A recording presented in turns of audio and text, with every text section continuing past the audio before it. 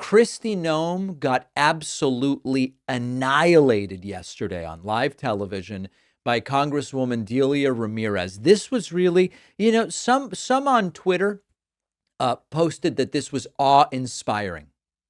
I don't know if it was awe-inspiring, but this is exactly how the Democratic Party needs to be dealing with these unserious people that are in this administration. Let's just get into it. I don't think we need too much more of an introduction to this to understand what's going on. Let's listen. Well, let me ask you the follow-up question here, because I have a lot of them. Do you agree that Article 1 of the Constitution gives Congress the power of the purse? Yes or no? Yes, that is a duty. Do you of believe Congress that, to be let me able ask to you another appropriate follow-up, it's funds. just yes or no. Do you believe you have the power to disregard congressional appropriations and unilaterally repurpose funds that have been duly appropriated by Congress? Yes or no? Ma'am, we are not doing that. So the we are answer to using you is dollars no. as to All how right, they well, were it was a appropriated. yes or We're no, ensuring the Secretary. Let me programs have continue. Interestingly, you said no.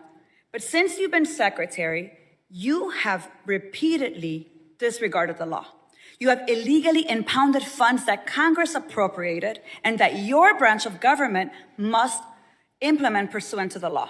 Yet you've closed offices established in law, including the Office for Civil Rights and Civil Liberties, True. the Office of the Immigration Detention Ombudsman, the Office of the Citizenship and Immigration Services, and you've canceled contracts for programs authorized in law, including shelter and service programs and citizenship and integration grants.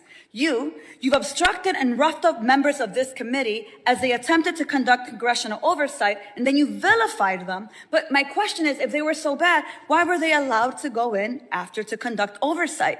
Let me just continue. You redirected funds to terrorize our communities. You created taxpayer-funded political propaganda campaigns to terrorize families and children who don't sleep at night because of the terror of those commercials that you are putting out there. You hold sick, disrespectful press conferences in my state where, let me be clear, you are not welcome. You corruptly used emergency authority to avoid procurement to make Trump's private prison donors richer by directing $45 billion for them to expand ICE detention centers. You defunded work to address real threats to the homeland, all while you pursued college newspaper editors, labor leaders, and even a Harvard scientist who failed to declare frog embryos at the airport. Clearly, we don't have time for all my questions, so I have 13 pages worth of questions that I will be submitting to the record that I expect you and the administration to answer. But here is my final question to you. When you took your oath, did you swear to support and defend the Constitution of the United States of America? Yes or no? Yes, I did. So I find it laughable. You don't behave like someone who takes that oath seriously. And let me tell you why. We don't live in a dictatorship or a monarchy. Trump's will is not the guiding doctrine of this nation, and our country is not a playground for his or your twisted authoritarian fantasies. We are a democracy. We defend the Constitution and we affirm the rule of law. All right, you get the idea. It went on a little bit longer. I think this is very good. And listen, I'm not naive. I know that not that many people watch these congressional hearings. There's a bit of a shouting into the void with no consequences, as Kristi Noem just sits there and just kind of listens, and she knows this will really be of no serious consequence and she can just move on with her day. But we must be treating these people the way they deserve to be treated. And another example from yesterday's hearing is our friend Eric Swalwell, who completely humiliates Kristi Noem. She tries to dodge the question of whether the image that Trump held up of Abrego Garcia's hands were photoshopped. And Kristi Noem, she can't cross the dear leader, so she won't even acknowledge it. You agree, though, that this is doctored, is that right? The same protocols that are Madam applied Secretary, to every I want you to have individual with law credibility, enforcement. and I want you to be taken seriously. Is this doctored or is it not Sir, doctored? I am taken quite seriously Is it because doctored I approach or my not job doctored? with the importance that the president has given me to do I understand. my job. Is it doctored or not One thing doctored? that's important to remember is that every single time a case is built, Madam against Secretary, I have a individuals, 7-year-old, the a same 6-year-old, and a protocols. 3-year-old. I have a bullshit detector. I'm just asking you, is this doctored or not doctored? Sir, The protocols in the case built against Can you Enrico answer the Garcia question? were exact. She doesn't answer it. And I know that this video is reversed. It's flipped vertically for some reason. I just have no idea why. We have to continue doing this at every opportunity.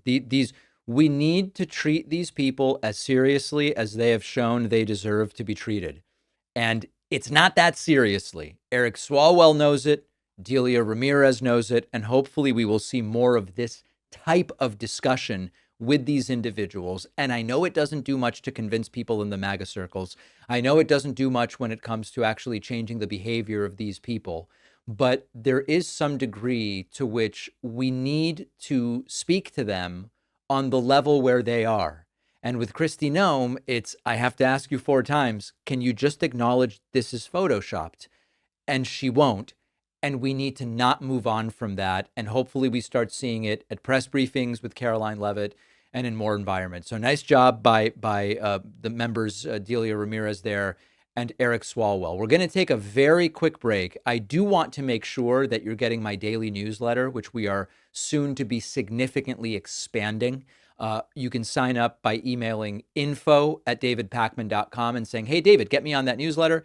You can also simply sign up at davidpakman.substack.com. So we'll take a very short break and so much more, including from the current Middle East trip that the administration is on. After researching, writing, refining, The Echo Machine, my book, is finally out. This is not just a book about how American politics got so broken. It's also about what's happening right now and what we can still do to stop things from getting worse. Trump's been back in power. The results have been even more catastrophic than many feared, with targeting of political opponents and gutting democratic institutions, laying the groundwork to even further consolidate power. But the thing is that none of this is inevitable. The same forces that brought us here can be countered if we understand how they work and what to do about them. And that's what the Echo Machine is all about. Some say that without corporate media backing, books like this can't succeed. I think we can prove them wrong. You can get the Echo Machine right now at davidpakman.com/echo on Amazon, Barnes & Noble, Audible, Kindle, or by calling any local bookstore and asking them to order it. This book is more important than ever. If you care about what happens next, and I do, check out The Echo Machine today at davidpakman.com/echo.